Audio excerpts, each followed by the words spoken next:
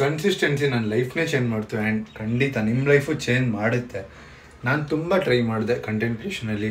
TikTok ಇರ್ಬೋದು, Instagram reels ಇರ್ಬೋದು, YouTube ಇರ್ಬೋದು, ಯೂಟ್ಯೂಬಲ್ಲಿ ವ್ಲಾಗ್ಸು, ಎಜುಕೇಷ್ನಲ್ ಕಂಟೆಂಟು ತುಂಬ ಟ್ರೈ ಮಾಡಿದೆ.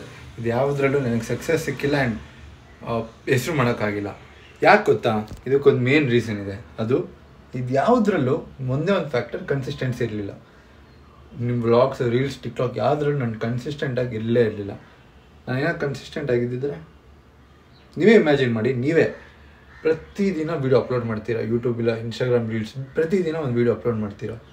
ಇದನ್ನ ನೀವು 1 ತಿಂಗಳು, 2 ತಿಂಗಳು, 3 ತಿಂಗಳು ಮಾಡಲ್ಲ, ಕಂಟಿನ್ಯೂಸ್ 3 ವರ್ಷಕ್ಕೆ ಪ್ರತಿದಿನ ವೀಡಿಯೋ ಅಪ್ಲೋಡ್ ಮಾಡ್ತೀರಾ. ಆ್ಯಂಡ್ ನೀವು ಯೋಚನೆ ಮಾಡಿ, 3 ವರ್ಷಕ್ಕೆ ಪ್ರತಿದಿನ ವೀಡಿಯೋ ಅಪ್ಲೋಡ್ ಮಾಡ್ತೀರಾ ಆ್ಯಂಡ್ ನಿಮ್ಗೆ ಸಕ್ಸಸ್ ಸಿಗಲ್ವಾ? ಹೆಸರು ಮಾಡೋಕ್ಕಾಗಲ್ವಾ?